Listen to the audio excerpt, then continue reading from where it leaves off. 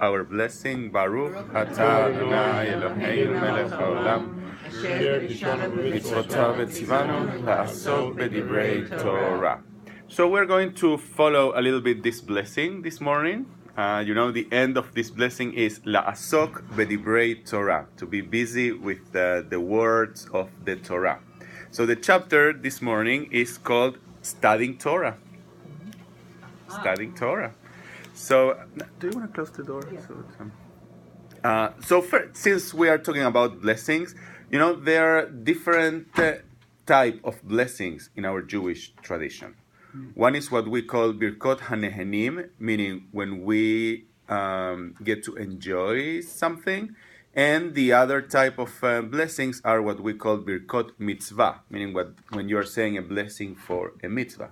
You don't say, Asher kitshanu b'mitzvotav v'tzivanu, hamotzi lechem min haaretz, or Asher kitshanu b'mitzvotav v'tzivanu, she'akol niya b'dvaro, right? Because there is not a mitzvah to drink water or to eat challah, right? So what you do is you say the blessing, saying thank you, God, for the benefit or for the pleasure that I'm going to enjoy doing this particular thing. So that's what we call Birkot HaNehenim. And you know that there are blessings that are before you enjoy something and then after you enjoy it, and particularly related to food, right?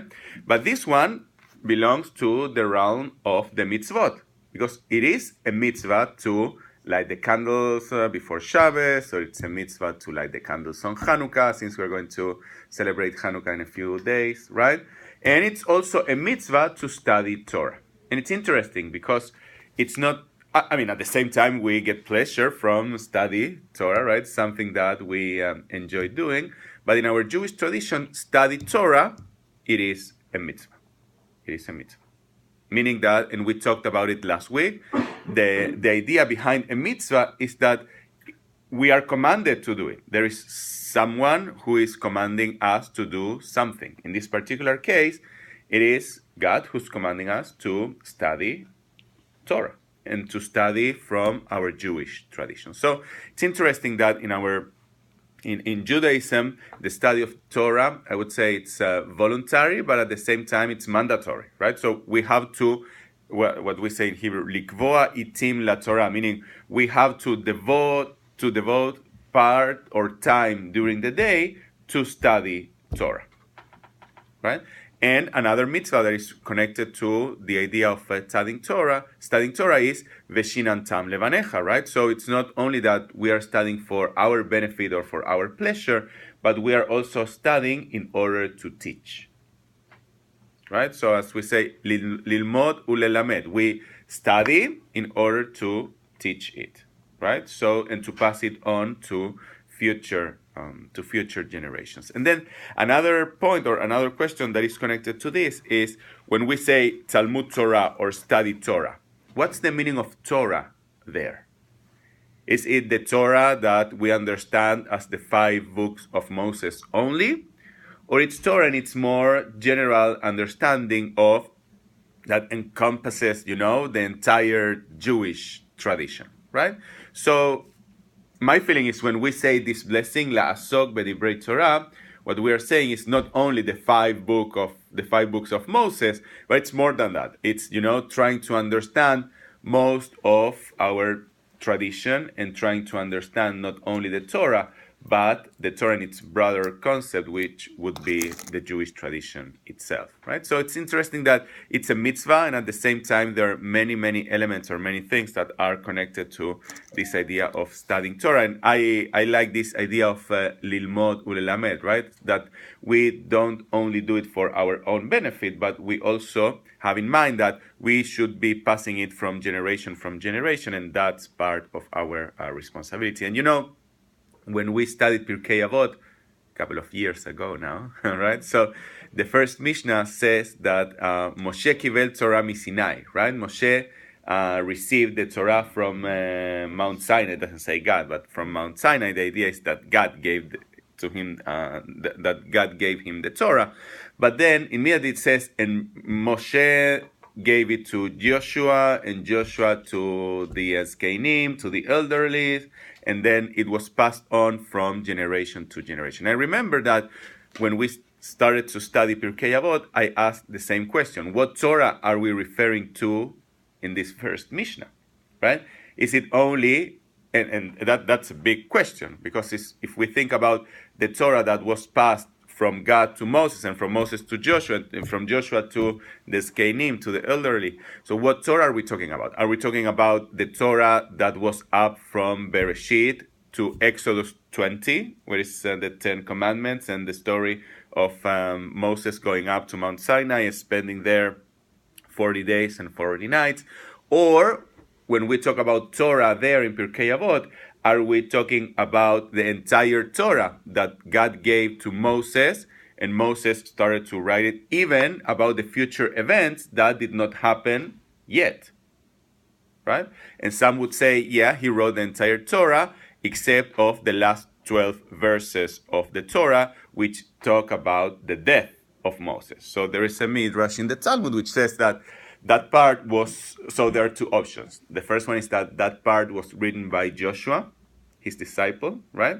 And the other one is that Moses wrote it with tears in his eyes, which is nice, right?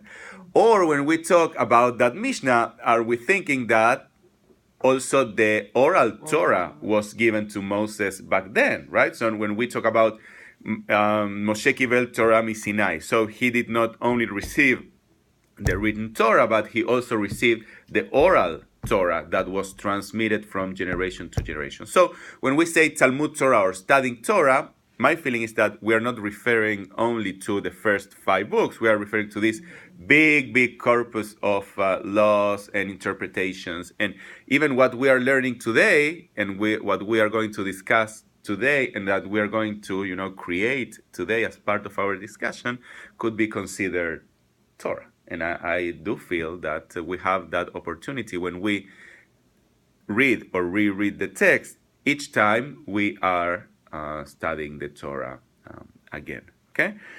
So it's interesting to think about studying Torah not only in this very narrow concept, but more about this Talmud Torah. And you know that also, if you want to add to that, you have different approaches on how to study the text itself, right? And by the way, I highly recommend you the essays that are on the back of our Chumash, the Etz Chaim Chumash. I don't know if I believe you studied with Rabbi Sadlov, right?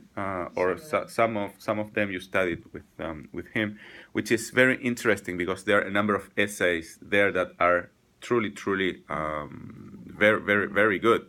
So one of them is about modern methods in the study of the Torah, right? So it's not only about asking ourselves about the Midrash and the Talmud and the oral law, but it's also about modern ways how modern scholars are studying the Torah, with this textual approach to the Torah, understanding that it's not necessary, that it was not necessarily given in its entirety to Moses at Mount Sinai, but maybe there was some human intervention in the writing or the creation of the Torah, right? And the traditional 4 sources, the J, E, P, and D, and the R as the reductor. And I'm not going to get into that, but it's more than the traditional approach when we say Talmud Torah or studying Torah. So it's generation after generation and new ideas and new ways how to understand the messages and the text of the Torah. By the way, I always say that the oral law are like the right glasses to read the literal text, right? I think that it's very hard to understand the literal meaning of the Torah without the help or the guidance of the oral law. Meaning that you need those glasses to read what is written in the text itself, right? So I think that and what is not written, right? That is correct. And what is not written. Yeah, so in that case, you have to read right, and you have to read between the lines, right? You have to read between the lines what is and what isn't there. This was lucky he didn't have all of that. Just had the book. Right, and that's it. So I want to pass this around so you can take. We can read a few paragraphs from the text itself.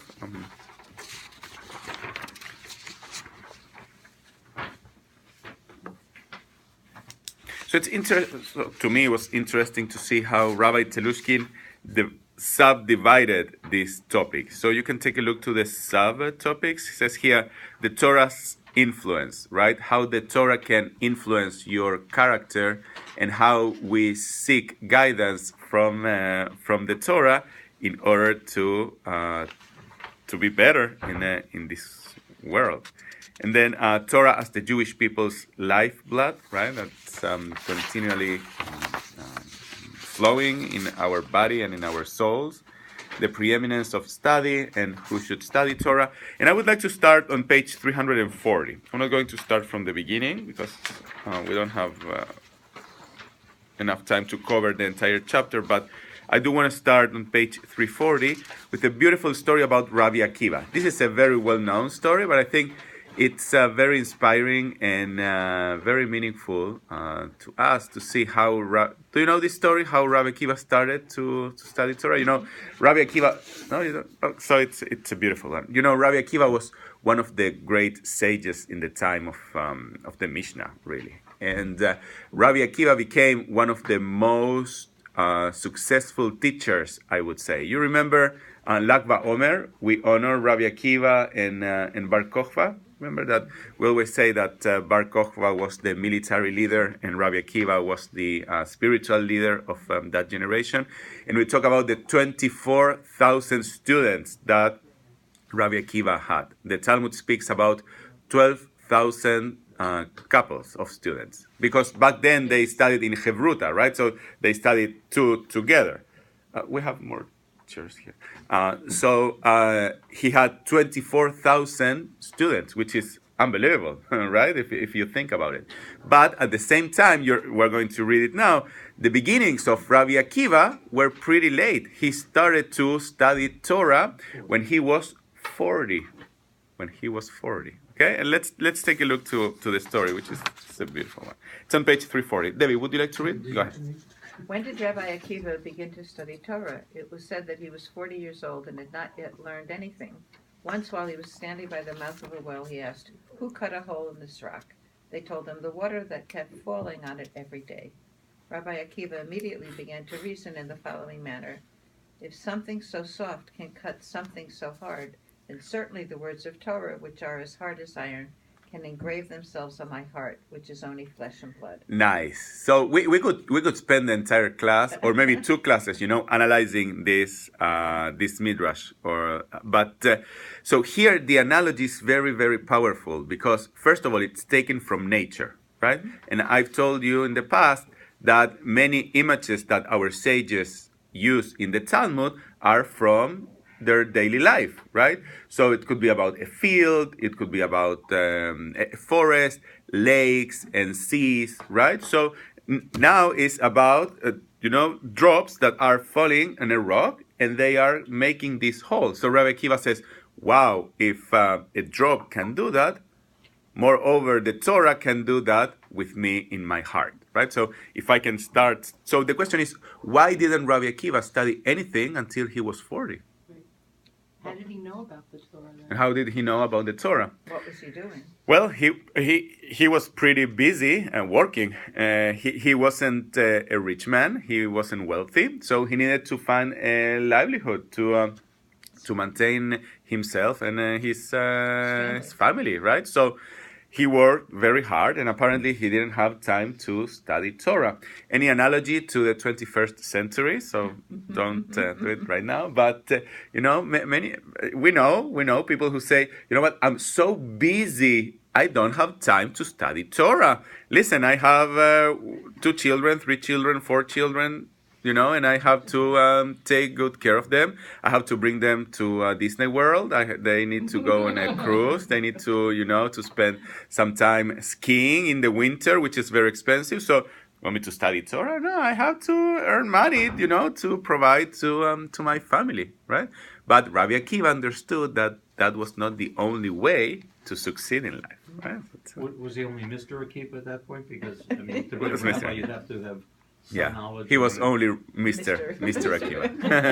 Mr. Akiva. Okay, so that's I always remember this image, you know, and you can see, and you can even picture it in your mind, right? Of drops that are falling on a rock and making this hole. And Rabbi Akiva saying, you know what? Maybe the same with the Torah that can make, you know, a huge impression in my life. Right? Okay. So let's see what happens. He and his son then went to a teacher of little children. He said, "My teacher, teach me Torah." So why is he taking his son? Because he's supposed to teach your children. Okay, yeah, but why would he take his son? So his son could learn also. His son can learn also, right? And also, I think, because he wanted to start from the beginning. He's not going, you know, to the great sage of the yeshiva to study Torah. He understood that studying Torah is a long process, and that you have to start from the very beginning and then move on slowly until you get to a place where you feel comfortable with your study. And what is the first thing that he will be learning? The Aleph Bet. And I always tell this to my students and other teachers, that first you have to start from the beginning and you have to learn the Aleph Bet. If you don't learn how to read, if you don't learn Hebrew, and I have talked about it with Dick Becker many times, right? So Hebrew is the basis of everything. And today, even more so, right? That you need to, in order to really understand Jewish text and in order to really understand Jewish tradition, you need to master Hebrew. It is very hard to learn Judaism from translations or without understanding the original text. We're very lucky that we have great translations, right? To English, to Spanish, and to Portuguese, and to many other languages. But it's not the same when you read. It's not the same when you read the Torah from its original than reading translations of, you know, even the Mishnah or even, you know, other texts. When you read them in their original language, makes much more sense. So, and I think that was very clear from Rabbi Akiva, who said, you know what?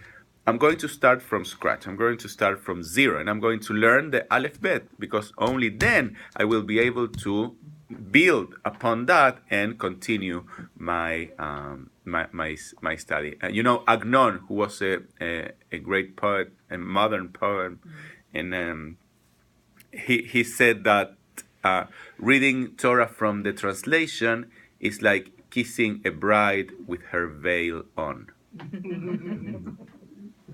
Very sexy. Very sexy, but very true, right? It's like you don't get the pleasure of kissing the bride with the veil on, as you don't get the pleasure of studying Torah from its original Hebrew if you read it from a translation. So why did you say teach? And I'm not gonna go on to what he says later, because it's no, it just stops there. So why did you say teach me Torah, not teach me the Aleph Bet? Well, because I think he understood that the Aleph Bet is part of the Torah. Right? And he referred to Torah in its broader concept, what we were discussing at the beginning, right? So Torah encompasses everything, the Hebrew letters and the Hebrew alphabet. And So what language did he speak? well, probably he spoke Aramaic, and that was... So then he would know the letters, but not... I think that he knew some Hebrew, because that was Lashon HaKodesh, right? That was the sacred language that some people even spoke back then, right? So. Rabbi Akiva held one end of the slate and his son the other. The teacher wrote Aleph Bet for him, and he learned it.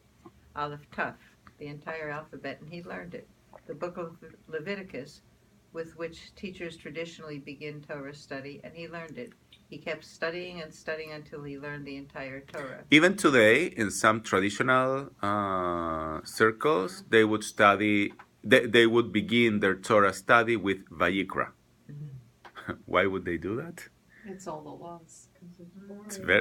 It's well, I wouldn't say boring. I would say challenging, if you want. But yes, it is a little boring, you know, because you start reading about rituals and because there's no story to it. no story. So you read Parashat Vayikra and then Parashat Tzav, and it's all about sacrifices and the korban this one and this the other korban. So you study from there because it's the hardest part of the Torah. And then you get to the nice stories of creation and Adam and Eve. You know, my colleagues used to say that when you get to Vayikra, rabbis start telling jokes and nice stories. So need to break Because it up. right, no, and because you don't focus on the text anymore, right? So you replace the text, the literal text, for stories and nice jokes in your sermons, which it's a challenge to find meaningful and relevant modern messages from the korbanot, from the sacrifices. But when we get to Vayikra, so come to shul and listen to the sermon. Rabbi Akiva began to study Torah at age 40, and 13 years later he was teaching Torah to crowds of people. Right, so he was very accomplished, and he made it. And again, we read about it, particularly on Lag BaOmer, right? When we talk about this Rabbi Akiva and all his students that died. We don't know if they died because of this pestilence or a plague that happened. Do you remember the story?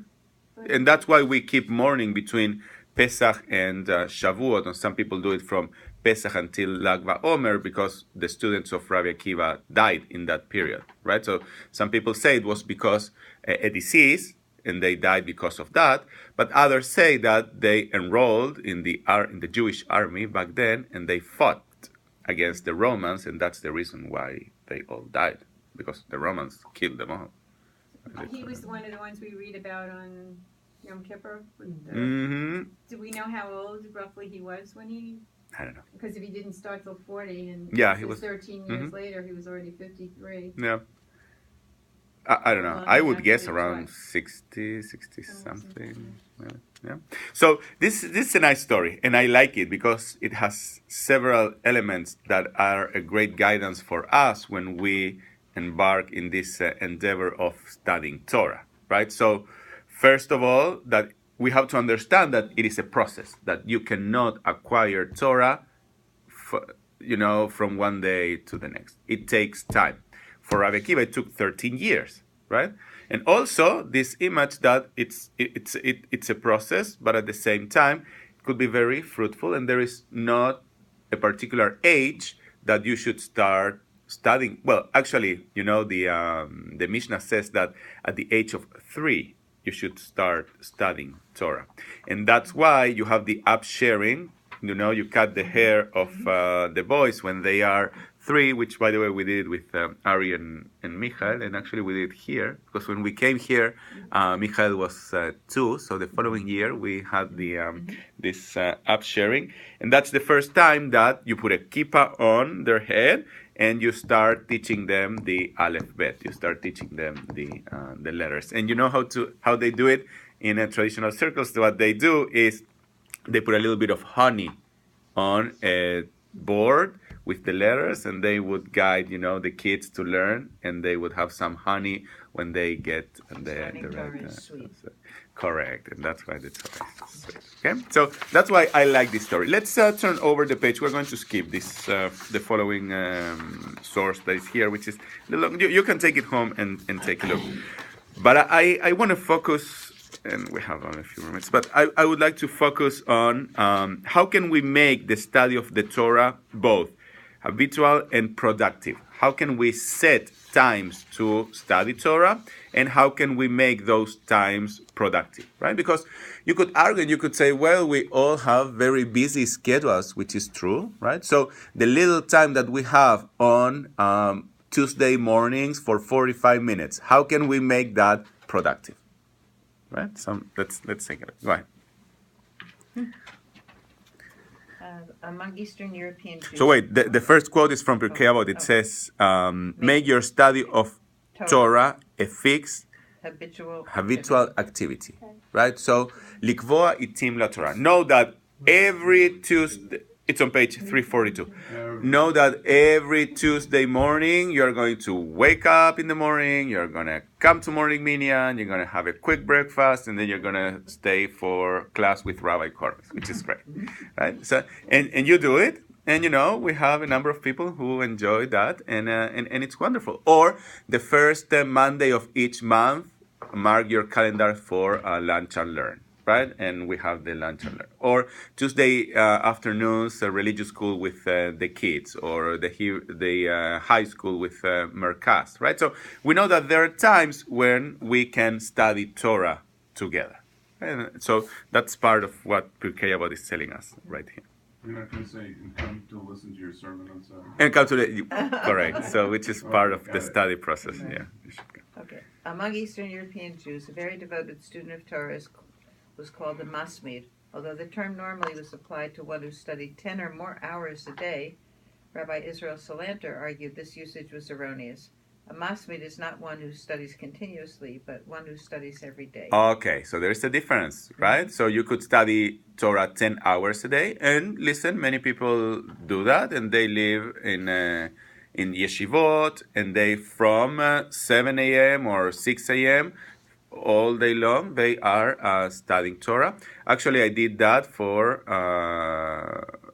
a year when I was living in Israel. I attended one yeshiva there, Machon Meir, and you could think that, well, yeah, you sit there and you study, but it's very demanding. It's you spend a lot of time between tefillot and between studying Torah. You have the seder in the morning, you study Talmud, the halacha, and then you have lunch, and then you study again in the seder of the afternoon, in the evening. So it's very demanding. It's a lot, and but many people do it, particularly in Israel and also here in the United States, and it's a wonderful thing. If you could devote your life to study Torah, it's great. But some people feel that that's not for them, and they want to mix that with other earthly occupations. Let's put it that way. And that's what I chose, because I thought that it's nice to study, but at the same time, I wanted to be immersed in the world, right? And what's going on in our society. And that's why I ended up being a conservative rabbi and an Orthodox rabbi, right? So a masmith here comes from, so masmith is in Yiddish. In Hebrew, it would be matmid, right? Which is someone who's constantly doing something. Matmid, it's like doing it all the time, right? So that's why Rabbi Israel Salanter, who was the founder of the Musar movement, the how would you translate that? Like the ethical movement within Judaism. So he said that it's not about the time that you devote to it, but it's the frequency that you devote to the study of the Torah. Right? So if you don't have 10 hours a day or 12 hours a day to study Torah, so at least, keep a little bit every day, a little bit, or a little bit every week to study Torah, as we do it here on Tuesday. So go ahead. This is proved by the use of the word tamid to describe the daily sacrifice, even though it was offered only twice during the day. When my father, Shlomo Telushkin, became very busy with his accounting work, my grandfather, Rabbi Nissen Telushkin, fearful that his son would neglect Jewish learning, urged him to learn 2 laws from the Mishnah every morning. Adhering to this schedule for the rest of his life, my father succeeded in studying the entire Mishnah several times. There you go. Right? So if you leave a little bit of time every day, you will accomplish great things. And today, so back then with the father of Rabbi Telushkin or the grandfather of Rabbi Telushkin, they didn't have the internet, right? But today, you have what we call Daf Yomi, meaning every day, the Jewish people around the world are studying the same page of the Talmud. And they finish it, I don't remember the periodicity, I think like 7 or 8 years. Every 7 years they would finish and they would read the complete Talmud. And they have these huge gatherings in the Madison Square Garden or other places that they bring. And they invite every Jew who was part of this project. They would gather all together to celebrate that they learned and they studied the entire Talmud. And now, as we have, the Talmud, the Daf Yomi, today there is a project with Torah Yomi, meaning you would study a chapter from the Torah every day. So the idea is that even if you feel like 5 minutes or 10 minutes won't be enough for you, it will be, because day after day, the periodicity of doing it will bring you to a place where you would be able to complete great things. Is it in translation or is it in Oh, today? Yeah. You can Google it. The website is fantastic. It's in many languages, even Spanish, and you have online classes of rabbis who would teach, about one line or two lines of that particular daf or amud. It's wonderful. You can Google it. It's great. A foolish student will say, "Who can possibly learn the whole Torah?" A wise student will say, "I will learn 2 laws today and 2 tomorrow until I have mastered the whole Torah." There you go. That's He who repeats what he has learned 100 times cannot be compared to one who repeats it 101 times. As my friend Danny Sosnes notes, this suggests that relearning something many, many times rather than being a repetitive and perhaps boring intellectual experience could lead one to a deeper and fresher understanding. And that's my feeling when we read the parsha again every year and every year. And some people say, again? Really? Or the same parsha again? But my feeling is that when you read it again, so I said this in one of my sermons, one of the high holidays. So the text is the same, but you are different. Right, we've grown in a Right. year, and we can view something. Correct. different. And the same with the Maxor and with the Siddur. I used the analogy for the Maxor back then, right? The Maxor continues to be the same, but you are different. So when you read the Torah the next year, you are different. You can get messages that you did not get the previous year because you are different. And here's the same idea, right? One who is bashful will never learn. Yep. Pirkei Avot. The rabbis had no desire to deprecate shy people. They simply were noting that those who are too timid to ask questions will never gain a deep understanding of a subject. And when you teach a class, you can immediately tell who will or who are going to be the students who will be asking you questions all the time and who are going to be the students that you're not going to hear their voice at all. Right? Because some people are very shy and they are quiet and they don't want to ask or they don't, have this desire to ask questions. And others are, very communicative and they outgoing and they would ask you questions, right? But our sages say, if you have a question, don't be shy, go and ask it. Because they understood that the question is the very beginning of any learning process. You need to ask questions. And if you don't understand something, it is your responsibility to ask that question. So don't be shy and ask questions. I have to admit that when I was in college and when I was in school, I didn't ask many questions, really. I don't know, I was a little shy, I guess. And sometimes you don't want to ask questions because you don't want to, to put yourself in a situation that people could laugh at you or say, did you see what he was asking? Right? But our sages tell us exactly the opposite. Lo havaishan lamed, meaning you have to ask questions, because if not, you would not understand the real meaning of the text itself. Right? A student should not be embarrassed if a fellow student has understood something after the first or second time and he has not grasped it even after several attempts. If he is embarrassed because of this, it will turn out that he will come and go from the house of study without learning anything at all. And this is halakha, right? So this is in Shulchan Aruch, meaning, so they codified it into law. So you have to ask questions, and it's a law, right? In Jewish, I would say.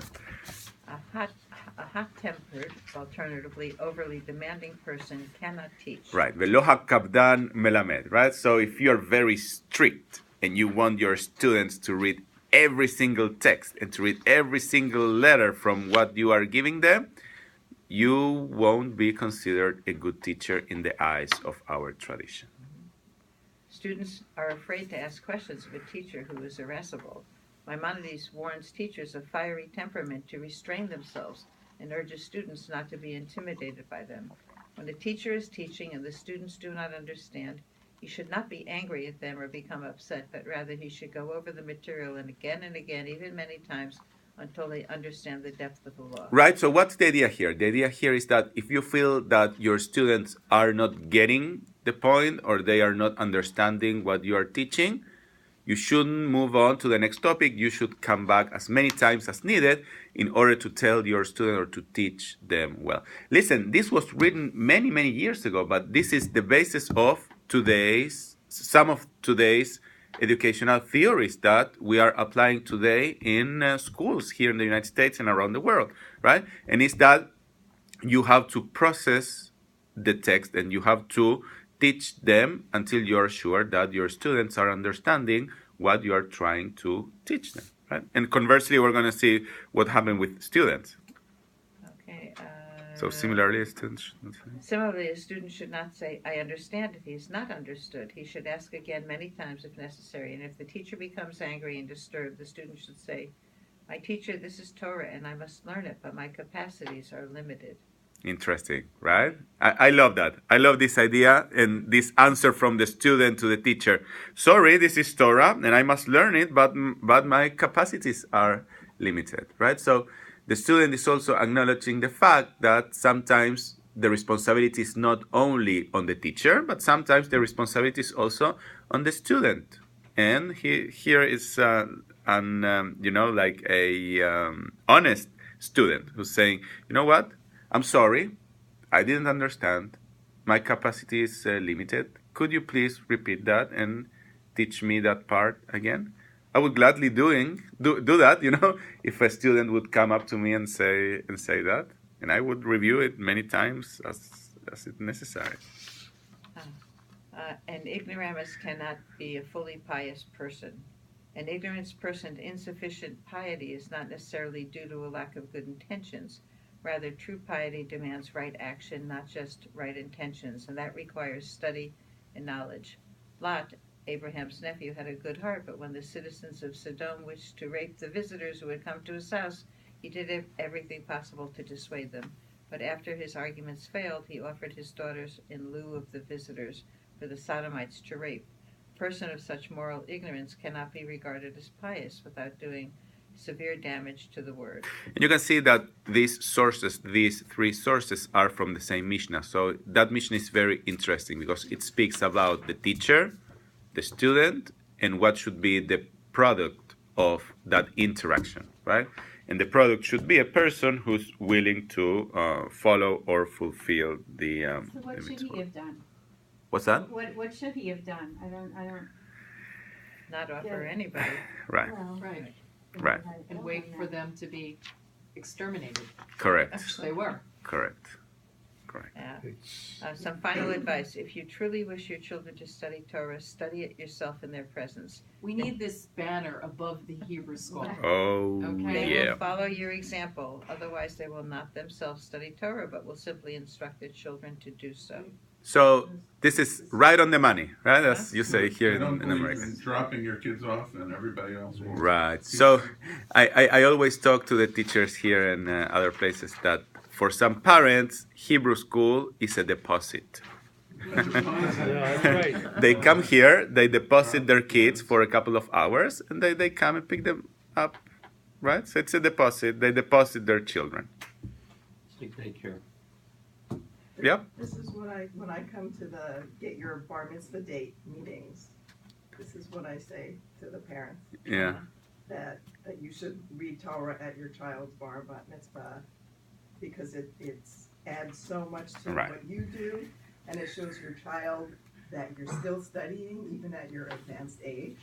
And it bonds you with, and you True. understand what your child is doing, and they understand what you're Yeah. doing, and it's just a Yeah. wonderful thing. And it's true because we serve as role models, and the only way that we can really impact the life of others is do the thing that we believe is the right thing to do, right? So if we study Torah in the presence or with our kids, most likely they will understand that that's a valuable thing to do and they will do it themselves as well. Okay? So my hope, my wish is that we could continue studying Torah for many years together, and I wanted to share with you this chapter that I thought was very Thank you. interesting. Im Yirtzeh Hashem.